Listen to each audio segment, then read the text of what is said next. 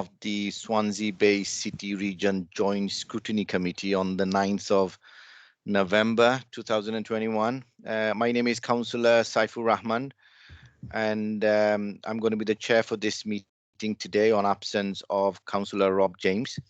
Just to make you aware, today's meeting will be recorded. Can I please remind you all to switch your phone to silent for the duration of the meeting? In addition, can I refer you to the protocols for remote meeting which have been previously circulated? Namely, your microphone should be switched to mute unless you are speaking. Should you wish to ask a question or make a comment, can you please indicate either by the chat function or by raising your electronic hand via Teams? I will assume that you have all read the papers before us today prior to the meeting. Please only use the chat function to indicate if you wish to speak as an alternative to the electronic hand function or to raise any technical issues. When asking a question, can you please indicate which page number you are referring to? When speaking, please introduce yourself. Members who wish to speak in Welsh, please speak in Welsh first and then English. As you can see, the first item on the agenda is to do a roll call. I will now ask Alison from Democratic Service to take us through this. Over to you, Alison. Thank you, Chair. So I will mark you as present. As you said, we've had apologies from Councillor Rob James today.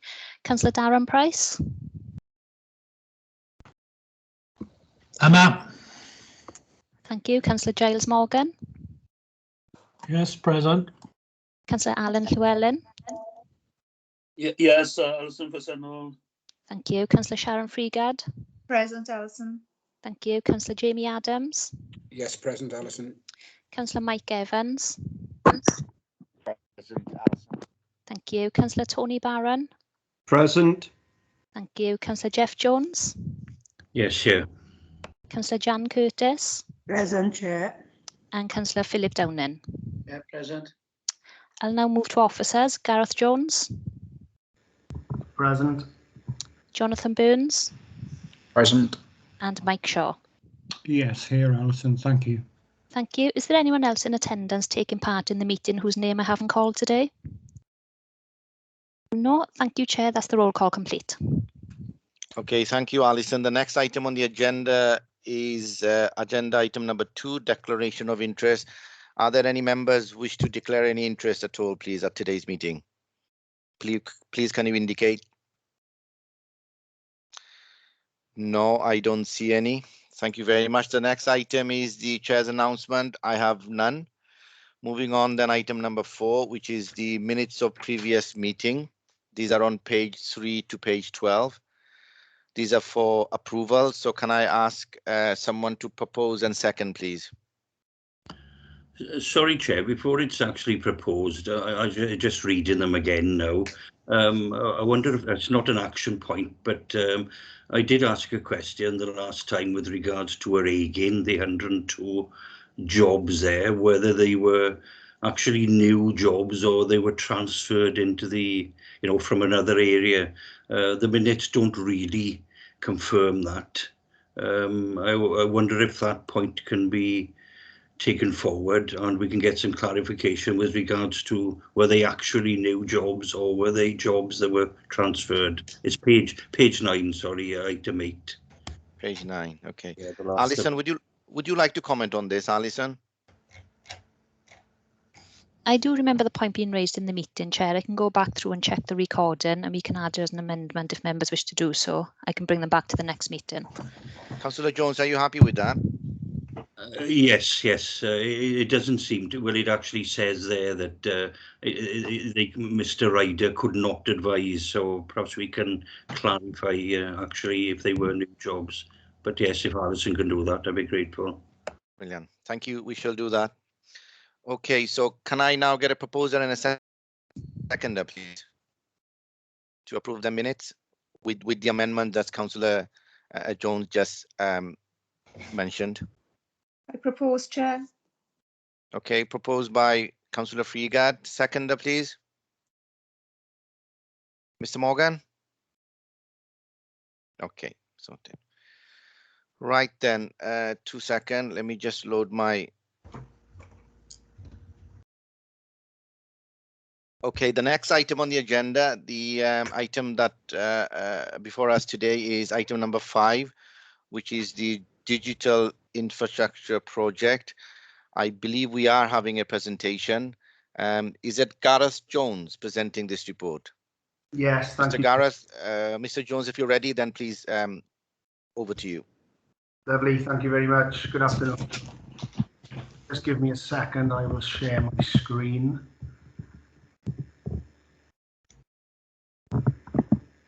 Could somebody just confirm that you're seeing that as well, please? Yeah. Yes. Great, thank you very much. Nice to see you all. Good afternoon. My name is Gareth Jones and I'm the Digital Programme Manager for the Digital Infrastructure Programme of the Swansea Bay City Deal. If I just spend a few minutes recapping perhaps on what the programme is, what it's seeking to achieve, and perhaps more importantly, why it's seeking to achieve it, and then I'll go into some detail about what's been happening or the activity around the programme, where we are at the moment and what's happening in the next few months. Hopefully that will help and lead into some questions and some discussions. So ultimately, the programme is investing in the connectivity of the region. In its simplest terms, that's what we're doing. So when I say connectivity, I mean full fibre gigabit infrastructure and connectivity, and mobile connectivity. So 4G and 5G wireless connectivity and some other wireless networks and use cases. So I won't spend too long here. I'm sure we all understand that connectivity underpins life, if we're honest. Certainly social well-being, social equality, commerce, business, etc., the way we live and work. Being connected is quite simply critical to everything we do these days. You know, people, businesses, devices, and data. The programme itself then, that's the high level figures there. It's a £55 million programme of investment in the connectivity of the region over the next 5 years. The breakdown is as you see before you, so £25 million of City Deal grant, a further 13.5 of public sector funding, which we are leveraging in, and a further 16.5 of private sector investment, which is again being leveraged and will be further leveraged through the various procurement activity and interventions that we conduct. In its simplest terms, as far as broadband goes, we sometimes find that this slide is useful in helping people understand what we're doing and where we're investing. So, you know, the vision is to work with the private and public sector to ensure gigabit-capable fibre infrastructure across our region. So the aim, if you like, is to shift that dial from 0% to 100% coverage.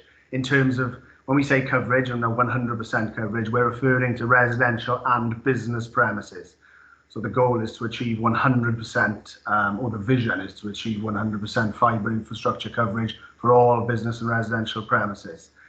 What the slide is seeking to articulate is that the private sector will take care of a portion of that. It will run out of steam at sometimes 40% in rural areas, perhaps as high as 75% in urban areas. We're seeking to accelerate that private sector investment, to facilitate it, to work with the private sector to drag that green bar as far as we can, move the dial as far as possible. We're also then seeking to work with the public sector, what we refer to as Project Gigabit, which is coming from the other end, if you like. So the UK government will shortly be investing in what they refer to as outside in, or the final 20%, so the worst served premises of the country. We play in that area between the private and public sector, so those dotted lines, we're seeking to drag the private sector one way and drag the public sector the other way and meet in the middle somewhere. And that is where we invest, that is where we work, and our activity absolutely does overlap with the private and public sector investment as well. Hopefully that's helpful in terms of where we're active. Programme objectives at a high level then, I won't read them all out, but certainly, you know, acting as a catalyst for regional digital infrastructure investment and stimulating and facilitating private and public sector investment. That is squarely where we sit. The programme itself, the £55 million over 5 years, is broken down across 3 work streams. Those project work streams, as we refer to them, are rural, connected places, and next generation wireless. The spend allocation for those 3 areas of investment, or those 3 project work streams then, are there on the screen. That's the total spend allocation. You can see that rural is an intervention to address gaps in connectivity.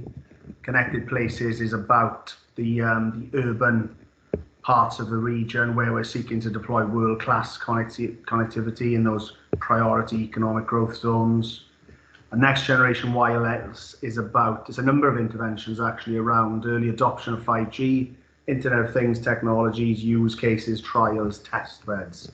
I can go into as much detail as you'd like on that when we come to the questions, if that's okay. So if we cover rural first, so there's a number of interventions within rural. There's no single project or single spend. The programme doesn't work like that. So rural then, the big hitting item, I suppose, is that first bullet point: procure gigabit capable fibre infrastructure to public sector hub sites across the region. Now, this isn't a strategy that we've come up with. This is us following a defined, tried and tested strategy across the best connected parts of the UK. We will essentially go to market and procure as much full fibre, future-proofed gigabit infrastructure as possible to assets that we as a public sector own. The reason we're targeting assets that we own is because it's subsidy control, what was previously known as state aid compliant. So for us to obtain full state aid compliance or clearance to invest and procure broadband, gigabit broadband for residential properties, for example, can take years.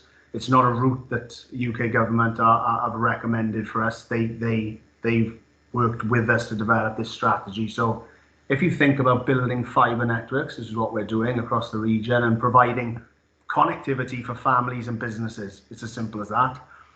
You do that, the analogy we use is the roots of a tree. So if you imagine the roots of a tree growing out across the region, that is how you build and grow fibre networks.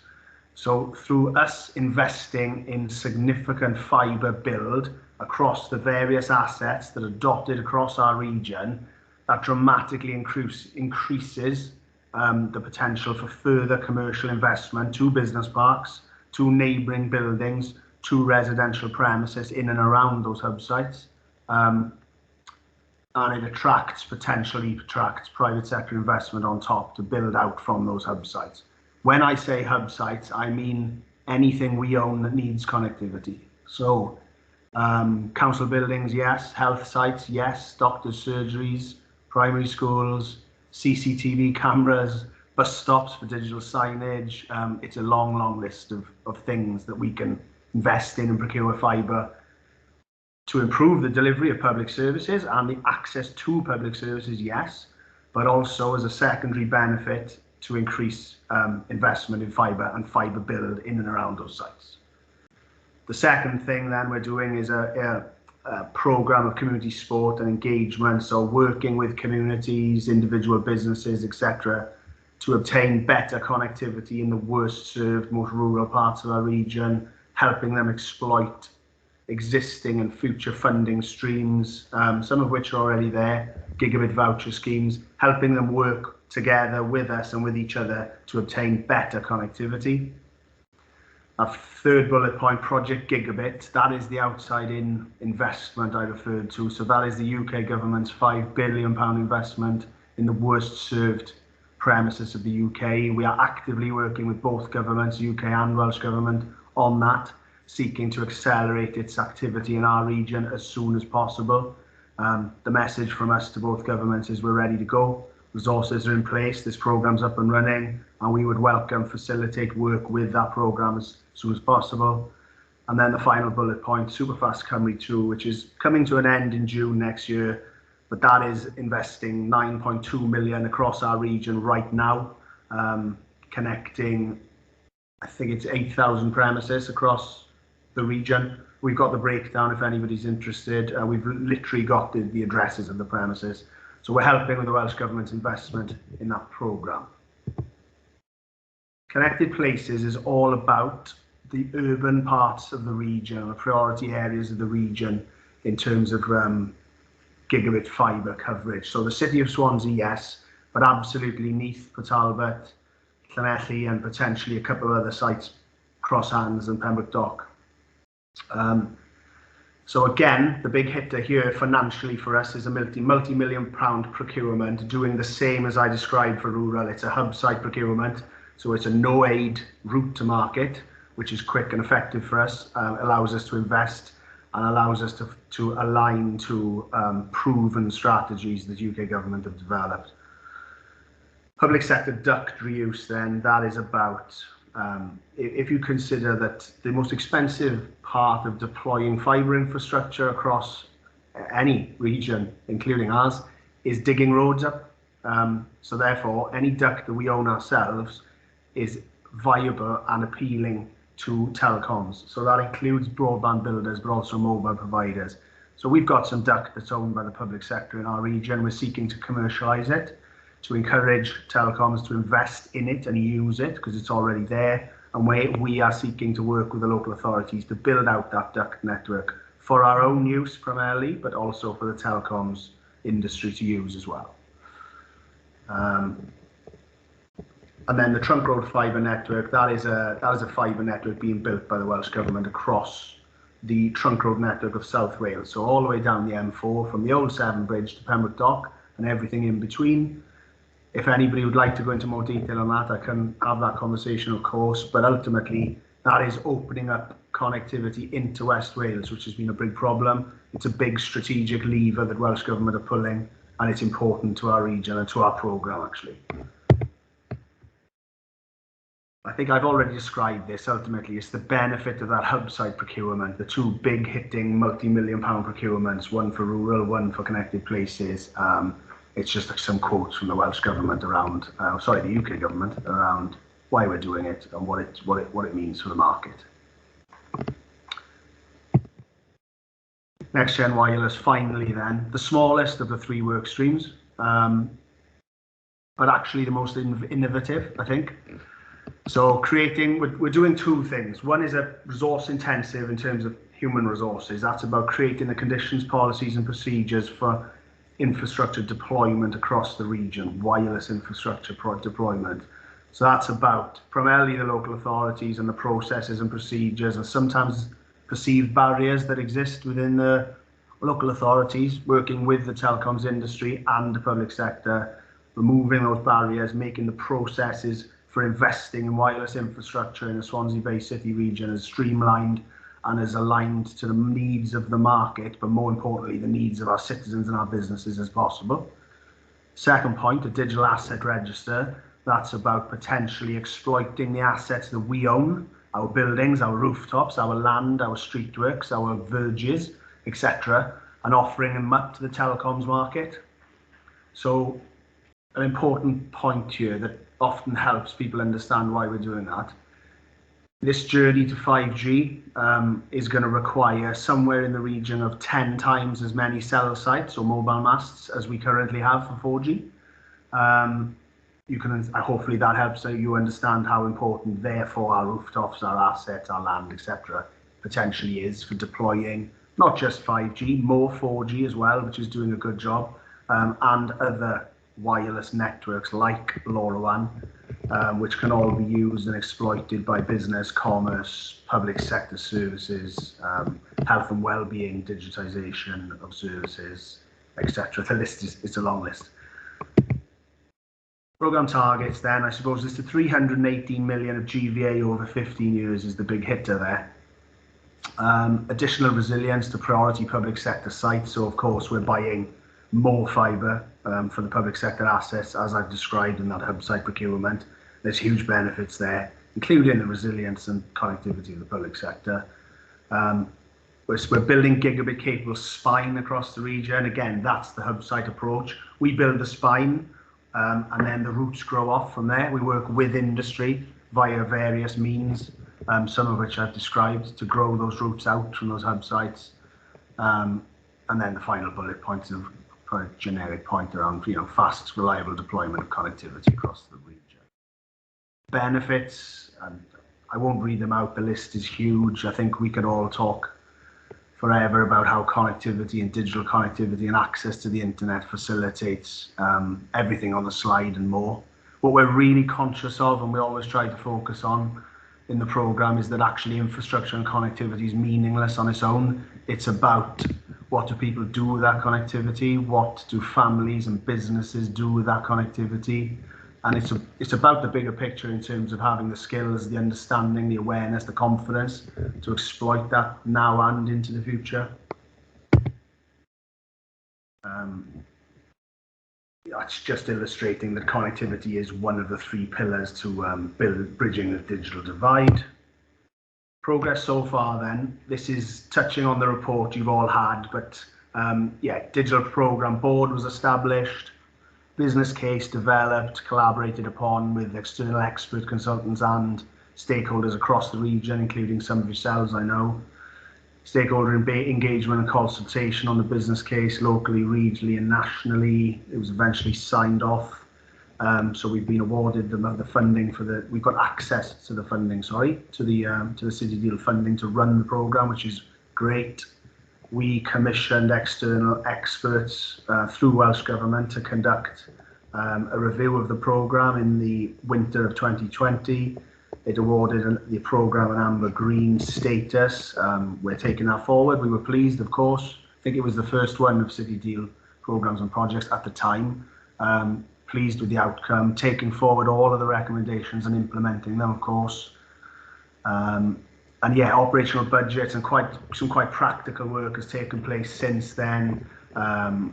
Digital infrastructure specialists have been appointed.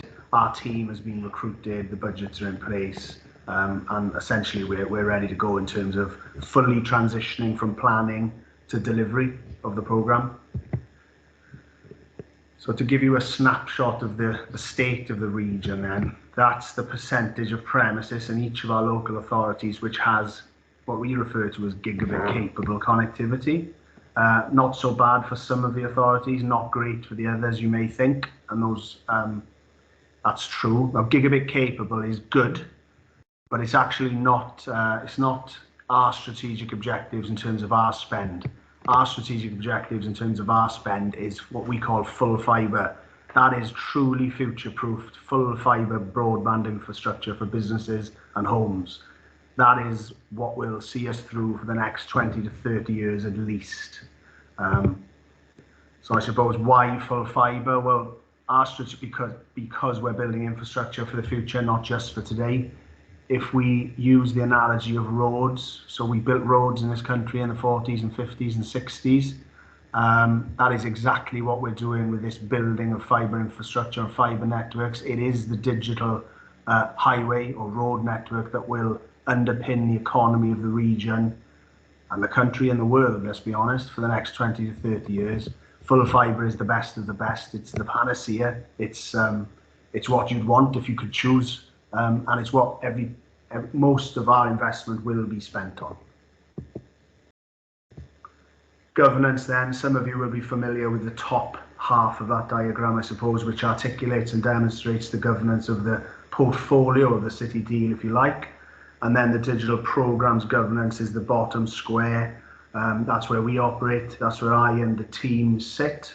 That's where the Digital Infrastructure Programme Board steers us, holds us to account, makes the key decisions in terms of our investment and the running of the programme, if you like.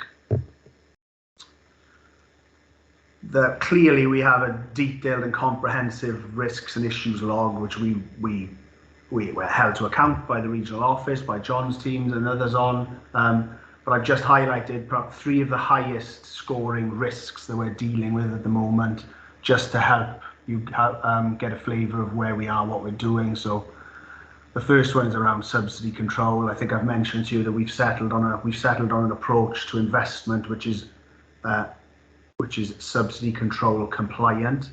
which dramatically lowers the risk of investing for the region and for the public sector and for the city deal itself. We're working with external experts who we've appointed to help guide us through those procurements at the moment. And we're also taking a view from both governments and the various legal and subsidy control experts we have access to. The second risk then is what we call the PSBA. Means nothing to most people, I understand. So it's essentially, that is the public sector network for the Wales. It's the Welsh government-led broadband network, if you like, and it's how the public sector partners of Wales talk to each other, share data, share systems, share services. Very, very important to the delivery of public services, as I'm sure you can understand. We're working very closely with the PSBA to ensure that any public sector hub sites that we procure fibre infrastructure for can host and can carry PSBA traffic. That's critical for us, and we're taking some quite detailed steps to ensure that's the case. So PSBA technical managers are working with us on our interventions. I can go into as much detail as you'd like if anybody'd like to talk about that in any more detail. And then public sector resources is the third of our high level red rated risks, if you like. Then that's a few things. That's associated to the fact that we needed to recruit a team, obviously, for the programme. We've done that. It's associated to the fact that we needed to recruit external experts to work with us over the next year or two to procure the various investments, and also to deliver the softer resource intensive activity that we're doing with our public sector partners. We've recruited those external experts now. They're appointed. There's a company called Spirit Public Sector being appointed, and that public sector resource risk is also associated to COVID-19 and perhaps generally the pressure on public sector resources, especially local authorities, which could hinder their ability to assist us. So a lot of what we do, the levers sit with the local authorities and the rest of the public sector in the region. We do need help and support from various people within legal, planning, procurement, highways, property, to ensure this programme maximises its outcomes, its benefits, its deliverables. Again, I think the right steps are in place, but we continue to manage that risk. We continue to liaise with the 4 local authorities and the universities and the health boards. And to date, it's not escalated, it's not caused any issues, but it's important that we keep an eye on that risk, I think. Next steps then, so there's a few things that are ongoing. Digital programme risk mitigation and issues management. I've touched upon it, and if anybody'd like to see a copy of our risk register, for example, please let me know. Very happy to share it. There's 23 live risks as of today for information, but we continue to manage that through the governance of the deal and with the help of John and his team and our public sector partners. Lobbying for facilitating and supporting private sector investment has been happening and has proved very successful. There's quite a lot of private sector investment going on in the region. We are directly involved with all of it. We are facilitating, supporting, lobbying for more. That carries on. It's a big part of our programme and has proved quite fruitful up until now. We're in the process of quantifying that at the moment. So by the end of this financial year, we should have a approximate figure of private sector investment in fibre and mobile deployment in the region, which we've helped with or lobbied for in one way, shape or form. The same then with the third point there around public sector investment. I've outlined some of that in the report you've received. We need to recruit between now and January local authority devolved resources. So as well as the team that I've recruited, which you'll come to in the last slide, there's also the intention to embed a digital infrastructure lead within each of the 4 local authorities, funded by the programme, line managed by the authorities, working to our plans and our steer. We're very much a partnership between us and the local authorities. So we're in the process of developing the funding agreements that are required to provide the funding to recruit the resources.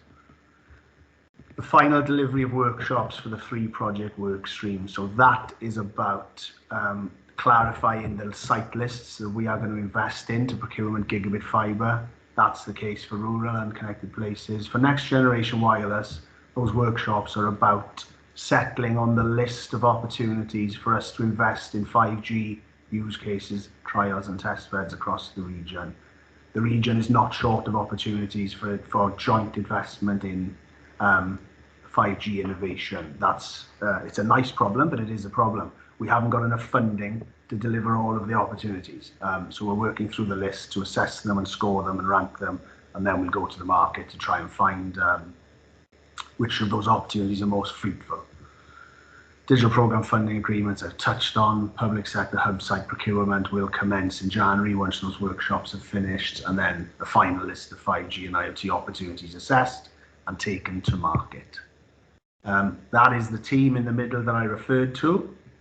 Myself, obviously, Bex Llewellyn and Deja Oliver have been recruited as project managers, and we've recruited Spirit Public Sector as our specialist advisors. So Spirit have very strong credentials and a track record of working in partnership with various regions, cities, local authorities across the UK to improve connectivity and invest in infrastructure for the future of that authority or that region. And that's the basis and the premise under which they've been recruited. So hopefully that's enough for me. Thank you very much. And if there's any questions, I'd be very happy to take them. Thank you. Okay, thank you, Mr. Jones, for your detailed presentation. There are a number of members who indicated they wish to speak or ask questions at our pre-briefing. So I'll start off with Councillor Jeff Jones, please, first. Yeah, thanks very much, Chair, and thanks, Gareth. I'm not really that literate in IT, but I thought the presentation was very good. Just a base question, actually. You know, this is an extremely important area. We're actually talking about attracting inward investment and so on, actually into the area. Why is this project really so late? You know, we identified in the paper we're actually falling behind many parts of the UK and even Wales and so on. You know, I haven't seen the risk register, but really that's a, shall we say, a disadvantage actually kicking off. You know, why are we actually so late to actually come into the party on this? And perhaps one other point, just to clarify, I got quite a few questions, but I only touch on this. You actually mentioned about, you know, investment from the city deal. You mentioned 15 years. I thought the city deal, well, some of the projects have actually been reduced to 10 years, whether, you know, the funding is released over 10, not 15. So is this still a 15-year project? Thanks. Thanks, Councillor. Just to clarify, the digital infrastructure programme is 5 years. That's the delivery timescale for it. It's 5 years within the 15 years, if you like. Hopefully that clears that up. John, did you want to add to that? Councillor, it's probably worth me talking about the profiling of the funding. So the portfolio itself is a 15-year portfolio baseline to 2017. But the way it works, UK government have accelerated that funding drawdown, which is 10 years. Welsh government, even though they front-loaded some of the money, they still plan to do it over the 15 years. So, as Gareth said, the implementation, the infrastructure will be put in place within 5 years or so, but the money drawdown will happen all throughout the remaining period until 2033. If Welsh government change their approach of how we draw down the funds, that will accelerate along with UK governments. Is that okay, Councillor Jones? Yes, that's clear, much clearer. Okay. And if I come in on your first question, then, Councillor, I mean, primarily the reason for the region being behind in terms of its level of connectivity, there's a number of reasons, I think. Most of it is associated to topology, if I'm honest, and physical location and population density. So we don't have a competitive telecoms market in the region, or particularly competitive.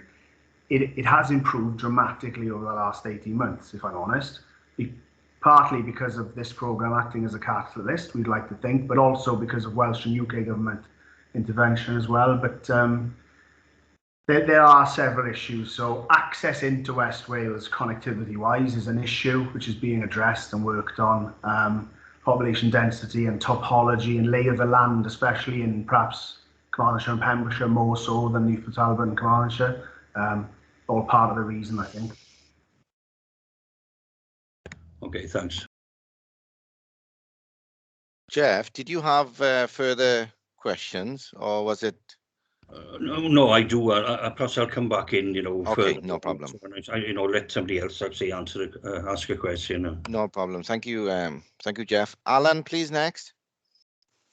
Diolch Cadeirydd. Yes, thanks, Chair. I'm just following up from Jeff's question in a way. I mean, obviously, the digital infrastructure shouldn't be seen as a standalone project because, as noted, good connectivity is essential for many of the other schemes in the City Deal portfolio.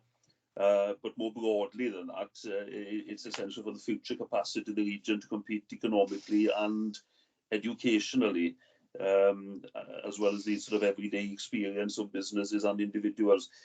So a couple of questions really. How reassured can we be that the project that's been set out for us today will be delivered in a timely way? We've seen some of those targets up to early next year, but obviously actual delivery would need to follow on from that. Can I just clarify from something that was mentioned in relation to the rural slides? If I understand rightly, the project won't help individuals or families directly with their connectivity. It's mainly focused on public or private sector premises and facilities. And the third question then really is, I think that when we're confident that we're sort of ready to go with the project, I think there's a need to promote the understanding of the project to help encourage future investment, because obviously companies, both indigenous companies that are already here and potential new companies, will be making investment plans sometime in advance. And I think they need to be able to understand and have confidence that this level of connectivity will actually be available for them if they're thinking about investment that they're going to make in 2, 3, 5, 10 years time. So those are my questions, but I'd like to thank Gareth actually for the presentation. I found it very, very interesting. Certainly helped me to recognise some of the complexities that are involved in this field. Thanks. No problem at all. Thank you, Councillor. Deal with them in the order you asked them. So the first question, in terms of assurances around timescales and delivery, perhaps John can come in when I've touched on some of these issues, but ultimately we are working to the portfolio office. We're working to known, tried and tested project, programme and portfolio management methodology. We're working within the governance of the City Deal, within agreed timescales outlined in our business case for this programme. All of the various programme and project planning is there. I think perhaps the biggest assurance at this point I could give you is that amber green status that the external review gave us in terms of confidence of delivery. I believe that was the term used. So hopefully that's helpful. John, would you like to add to that? Thanks, Gareth. It's basically what you said. So you have a plan, you're working to that plan, you have your governance arrangement set up as well, Gareth, which has all the regional partners on there. You're also reporting to the Welsh and UK government and Scrutiny as well. Councillor, I think the important point is if something changes or a new opportunity comes up or it doesn't go according to plan, that those are aired as soon as we can and shared with everyone. And if there are risks associated with timeframes, that those are identified through either risk or the issue management. And Gareth and the team are on that. We're supporting them to do that as well. So it's a kind of package of things, if you like, but essentially around project program portfolio management. Thanks for that. No problem. Alan, sorry, Gareth. Fine. I was going to move on to the second question, if that's okay. Yeah. Yes, please. Yeah. So in terms of families, so perhaps the big spending hub site procurement isn't directly aligned to residential or family homes because of the state aid complexity. So I think you're right to pick that up. That is what we're doing, and that is what we've said. However, our programme's quite detailed in terms of the other interventions that we're leading on and the partners and stakeholders that we work with. So, for example, we will drive fibre to hub sites across the region to drive that fibre as close to families and business parks as we can. But on top of that, we have resources centrally, and we're funding resources in the local authorities to then help communities who are within already or will be in touching distance of fibre to use other funding streams that are already available through the UK government to get that fibre connected to their residential premises. So I suppose what I would say is there's a list of interventions. If you know of any communities, families, individuals or areas with poor connectivity, we're absolutely there to help them, either through our own interventions, through our partners and government interventions, or working with the private sector to try and do that. So please do consider this an open invitation to everybody. If you're aware of any issues, come to us, because we're there to address those issues, absolutely. And apologies, Councillor, you're going to have to remind me of the third question.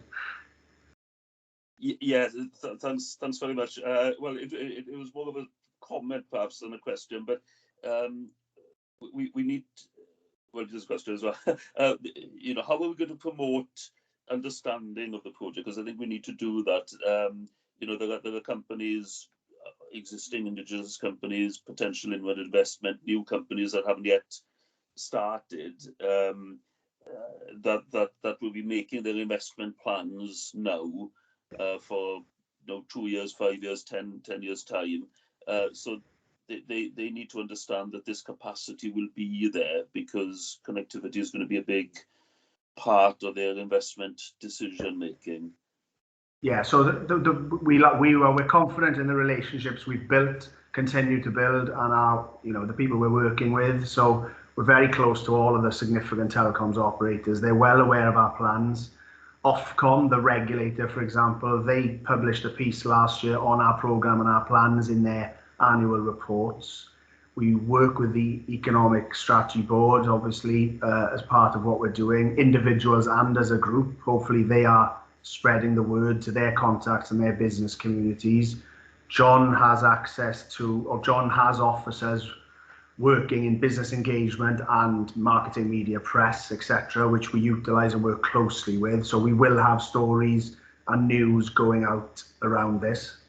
And I think, PR promotion is a big part of our plan. So we do intend to shout about the connectivity of the region to make sure it's known about, exploited, etc. And we work with the other city deal projects and programs as well, which is we think is very, very important. So if you take skills, for example, there's huge synergies between the skill sets of the region, the future skills need of the region, and the connectivity. So hopefully that provides some confidence. I can go into more detail if needed. Yeah, no, I'm grateful for that reply, and this was something for us to reflect on as local authority members. Obviously, our own economic development teams, are quite key in terms of signposting businesses to all sorts of support, whether that's financial support or infrastructure support, and so it's obvious, thinking it through that we need to make sure that our own economic development teams in each of the authorities are sort of fully familiar with this particular programme, as well as other aspects of the city deal, and also quite key in that, I would guess, are the universities as well. Just on that, that's very encouraging from my perspective, because I think I mentioned earlier we're embedding digital infrastructure leads within each of the local authorities. We absolutely intend for that to be within economic development / regeneration departments, not ICT departments, and the role of those individuals supported by us. So I'll mention Deja, because Deja is important. We've recruited a project manager, Deja Oliver. Deja is going to play a particularly leading role in all things rural connectivity. Deja is there to support the 4 officers that we put into the local authorities to do lots of what you just described. So web presence, social media news about what connectivity options are out there, how can people find out what they've got access to already, or whether they're in plan to get something better. What are the alternative funding options available to your citizens and businesses? How do they pursue those? What support do communities need to come together to obtain better connectivity through voucher schemes? That is one of our key work streams, is exactly what I've just described. We will embed an officer in your authority. We would like to think that your authority will throw more of its own resources to do more of what I've just described. You can't do too much, if I'm honest, when it comes to poorly served parts of the region. So we will have a rural programme regionally, but we recognise the strength of the individual authorities, their brand, your local knowledge, your local contacts, your local understanding. So whilst we'll oversee that rural engagement, rural support programme, and we'll fund certain things like marketing and media, we'd like to see it delivered within the 4 local authorities because of the strength of what I've described, you know, relationships, knowledge, understanding, local context, if you like. Thanks very much indeed for that. Okay, thank you, Gareth. Jonathan, did you want to come in on this particular point? Yes, please, Chair, if I'm able to. Yes, please. Councillor Llewellyn, you kind of touched on one of the most important but most complex things as well, and time-consuming things, and that's comms. So, as Gareth said, we've got Heidi Harris, which, again, Chair, is an offer there for us to share with you our marketing and comms strategy. We will be doing a refresh of that across the portfolio, but we're looking at as well at cascading that out to all projects and programs, including digital. But the whole point is that we want to try, is a number of fronts that we want to try and push forward. So we're doing okay on the PR aspect of things, but it's about engagements as well. And not only with the business community, it could be residents, it could be various other stakeholder groups, including councillors as a stakeholder group. But we want to make sure that we have events and we have PR, socials, all those different things that promote what we are planning to do. So those are the opportunities coming forward, but also what we've achieved. So things like case studies or some indicator data showing that we're moving the dial. So any input from Scrutiny on that front would be greatly appreciated.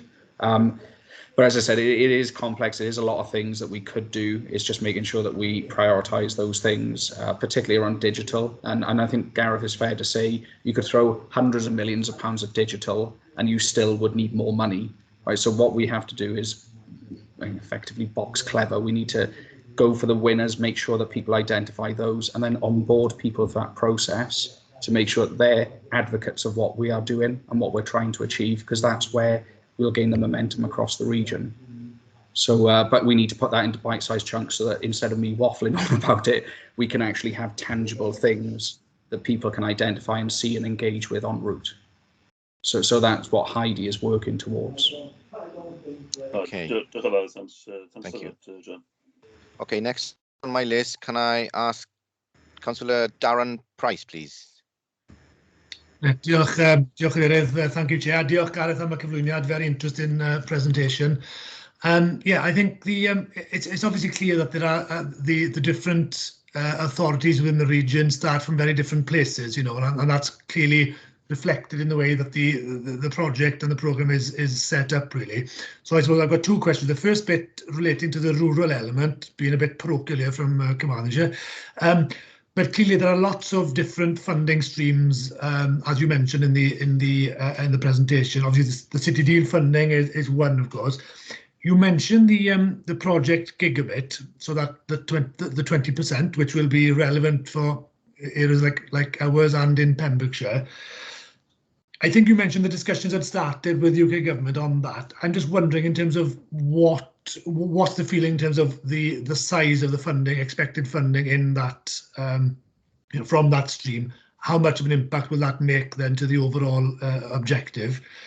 And the second point on the rural element, you mentioned the public sector hub sites, you know, and obviously I totally understand the rationale with that.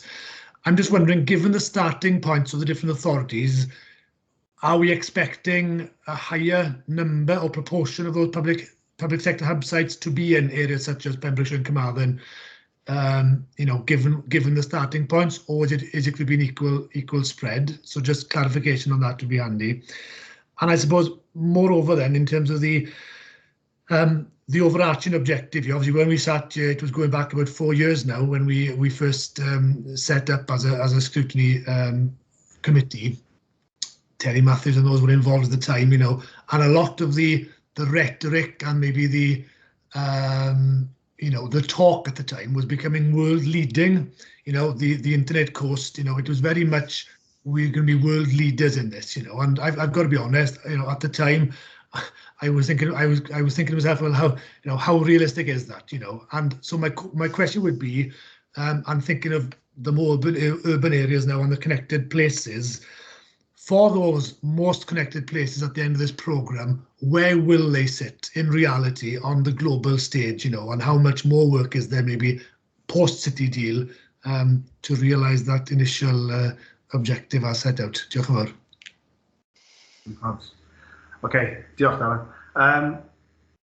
So as far as Project Gigabit goes, we haven't had a figure yet. So perhaps it would be helpful if I tell you what I know in terms of Project Gigabit, so that you will all know that the UK government was elected under a promise to invest significantly in fibre infrastructure and fibre broadband.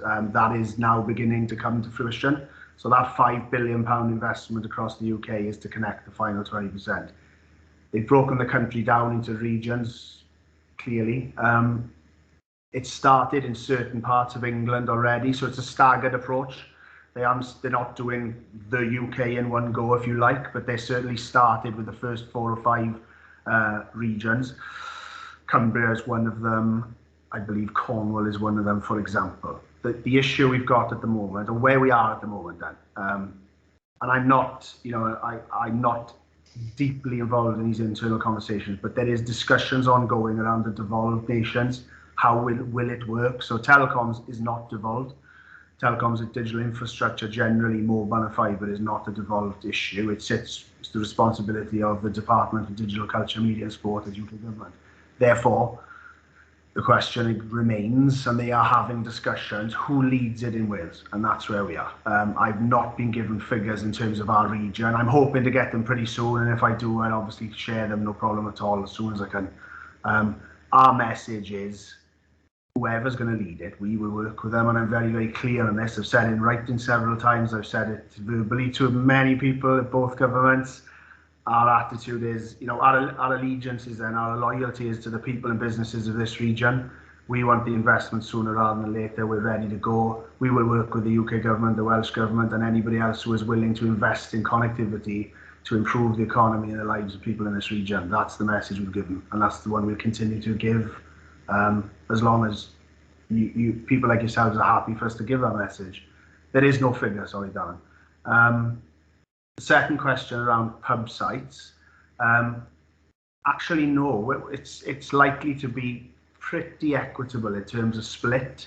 If I was to bring the slide back up now in terms of full fibre coverage across the region, the breakdown for the authorities, even Swansea is not as well connected as it should be.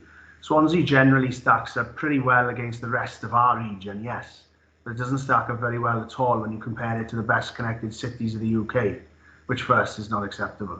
And then I suppose that leads on to the third question in terms of ambition. I think you're referring to the transatlantic fibres, aren't you? Before my time, long before my time, so I can't really comment. But what I can say, I suppose, is there's no reason why this region and the city of Swansea and the urban parts of the region close to Swansea can't be the best connected region, city region in Wales. Absolutely, and up there with the best handful of city regions in the UK. There's no reason why that can't be the case. 25 million of city deal money won't do that, that's for sure. John touched on that earlier. £55 million for the overall programme won't achieve all our ambitions either, is the reality.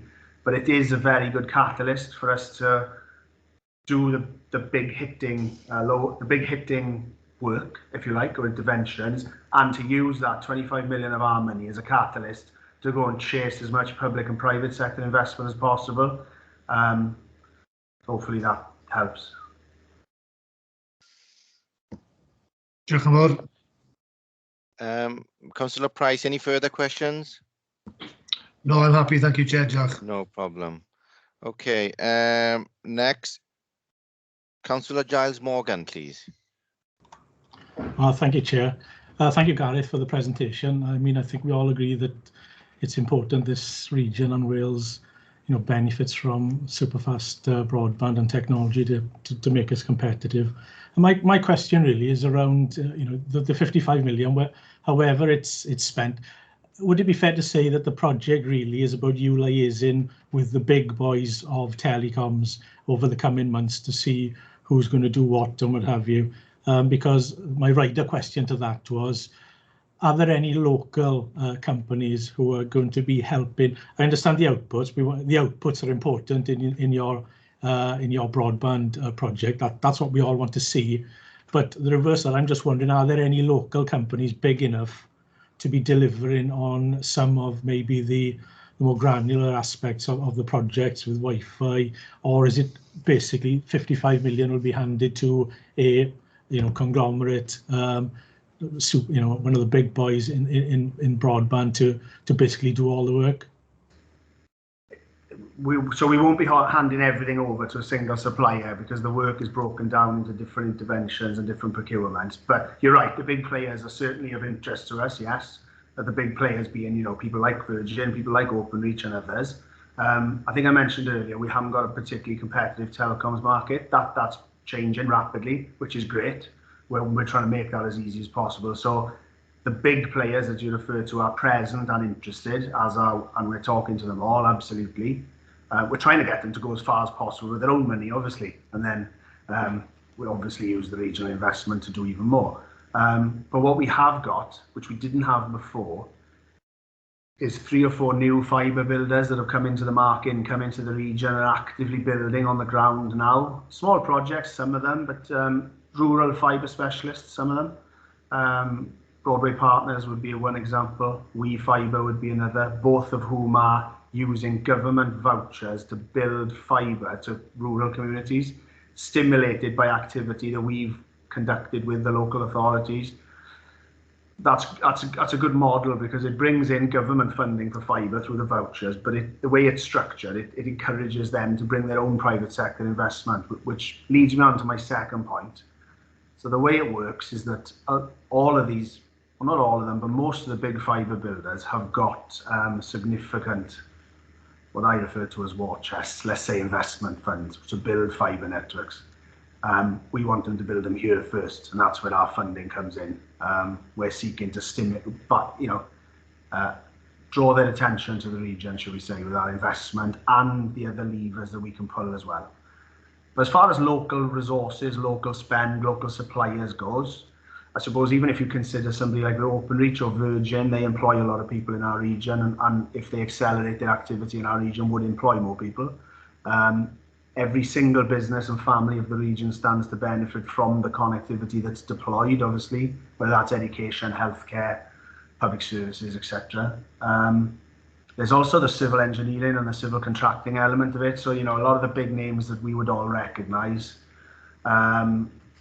they use subcontractors, most of which are local, to literally dig the roads up or erect new poles to run fibre, etc. Again, that's local resource, local investment, or certainly regional. And then one more thing I would say, Giles, hopefully this helps, in terms of innovation, especially next-gen wireless. There are certainly 3 or 4 companies within the region that we're aware of. We hope there's more, but that we're aware of, who are capable of delivering some of the use cases, trials and test beds that we'd like to invest in terms of the Internet of Things and 5G.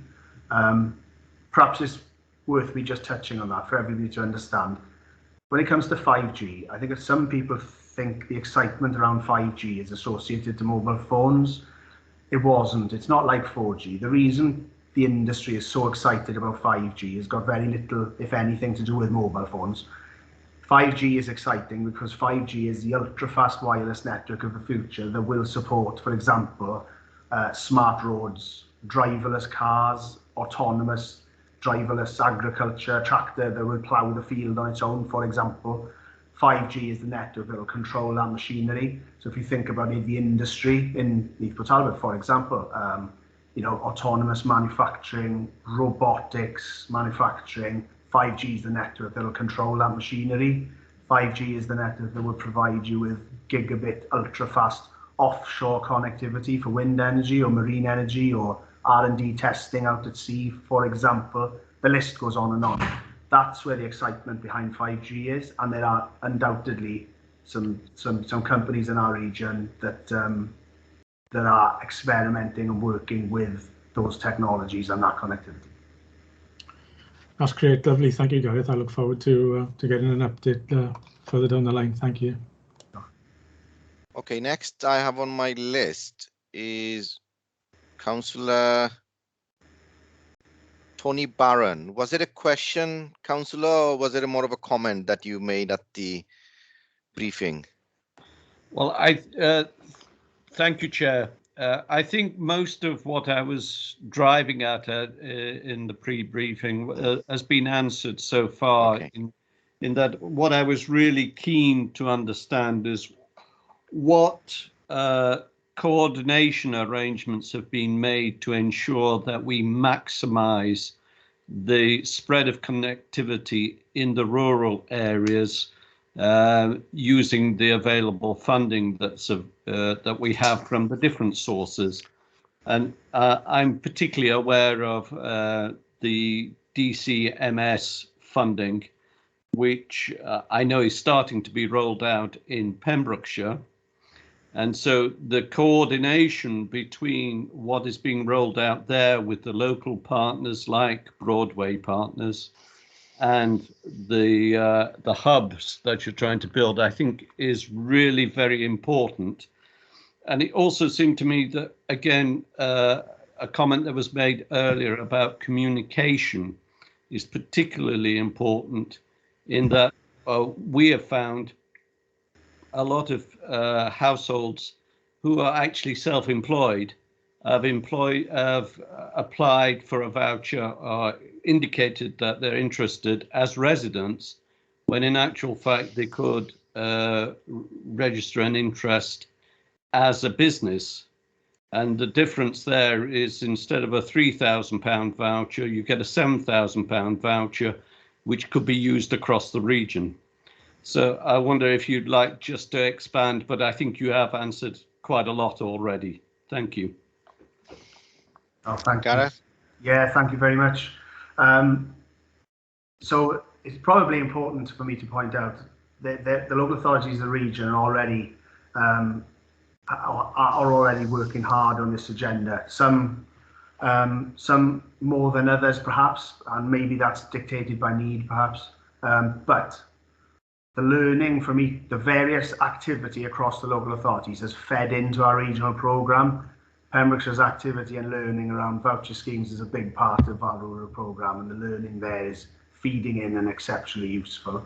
But yeah, there are some anomalies, aren't there, in terms of the voucher schemes and working with those communities. And yeah, the definition of a business is one I've not got to the bottom of, and I assume colleagues in Pembrokeshire are struggling as well, but thankfully it tends to be a rather loose definition. So the more businesses involved in a community project, the better, because as the council alluded to, the funding is maximised then. So it's an important aspect to consider when you're working with communities. And if I'm honest, authorities like Pembrokeshire have already thrown their own resources at rural demand stimulation, marketing, media, community support, etc. Carmarthenshire have done the same and are starting to do more. That's exactly what we'd like to see. That's exactly the funding that we'll provide. So we'll provide a layer over the top, and hopefully the local authorities will take what we give them and maximise it and do more with their own resources. That's the plan. Thank you. Okay, brilliant.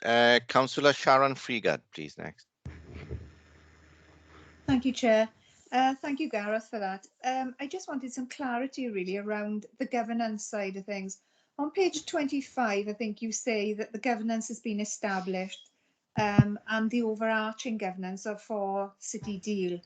And I may have misunderstood, but in the last report that we had, we didn't actually go to the meeting, but in the quarterly report, it wasn't established, and I was wondering if there was clarity around that. And also, any progress made now, is that going to come through? Are we going to see that through the quarterly monitoring? Thanks. So if I'll touch on the digital programmes governance then, and perhaps I'll hand over to John for the quarterly monitoring at a portfolio level. As far as digital goes, Councillor, it is absolutely established, has been for some time. There's a senior responsible officer in place. There's a digital infrastructure board in place with representation from all of the partners and stakeholders. That's been meeting for well over a year. There are terms of reference in place, which I can share if that's helpful, no problem at all. there are minutes and actions and logs, etc. again, which we can share. So yeah, to answer the question, from a digital perspective, the governance is in place. And in fact, we were assessed on governance, among other things, as part of the external review that occurred just before Christmas last year. And then as far as portfolio reporting level goes, John? Yeah, Councillor, can you just repeat the part? What was the question on the quarterly monitoring? Will the progress of this project be brought back through the monitoring reports, the quarterly monitoring reports? Yeah, so basically what you'll have access to is monthly highlight reports for all projects and programs across the portfolio, including digital infrastructure. And in addition to that, each quarter you'll have, instead of a highlight report, you'll have the quarterly monitoring. So we have those for the previous quarter. They will come to the next meeting that you have on Joint Scrutiny Committee. Okay, thank you. Thank you, Jonathan. Thank you, Gareth. Okay, can I just, before I go to John Curtis, I can see Councillor Giles Morgan hand is still raised. I don't know whether, Apologies, that's a legacy hand. Legacy hand. All right, okay, no problem. Thank you. John Curtis, please. Yeah, thank you, Gareth, for your presentation. It was really interesting. A lot of my questions have already been answered, but just as a comment to say, I'm welcoming this project coming forward. I think the pandemic has proved how bad some of the areas are in getting connectivity towards this, especially around the Gower and Pembroke and Carmarthen maybe. So just to say, I'm looking forward to this because I personally had no end of problems trying to get connectivity through all of this. So just to say, I can't wait for this to happen, and good luck to you all. Thank you very much. Okay, I don't see any further indication. So what I'll do now is I'll go back to Jeff now, because Jeff did say that he may have further question after some members spoke. So Jeff? No, I think, you know, everything's been covered. It's been pretty clear. I was just going to make a reference, you know, we've got this 55 million funding and so on. Sorry to harp on about the money all the time. We've got 16.5 million from the private sector. Is that a firm figure, a firm commitment? No. So that 16.5 million from the private sector is what we will seek to leverage in as part of the procurements that we run. So none of that is absolutely secured at this point today, no. And I assume that's part of the risk register then, is it? Or it is, yeah, it is absolutely. We have to manage that risk. I think the problem is we can't, you know, we can't speak to individual suppliers and preempt compliant procurement activity. It has to be compliant, open procurement in terms of our investment. We'll be seeking to maximise that. That's the minimum target we're aiming for. Okay, thanks. Okay, Jonathan, please.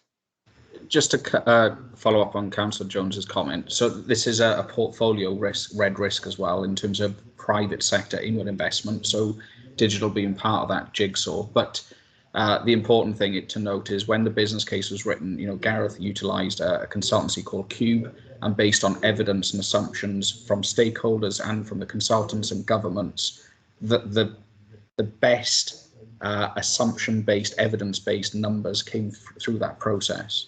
So those are realistic targets. And yeah, as we continue monitoring and reporting through the quarterly reports, as just was mentioned, we'll start seeing those coming through. Okay, right. Well, there are no further members on my list. Can I finally ask everyone then, are there any further questions or comment on this particular report? If not, then I can make progress with the agenda then. Right, okay, well, can I thank both Gareth and Jonathan for your time today and presenting us this update on this report. It's been a very informative presentation and discussion. So thank you both very much for attending today.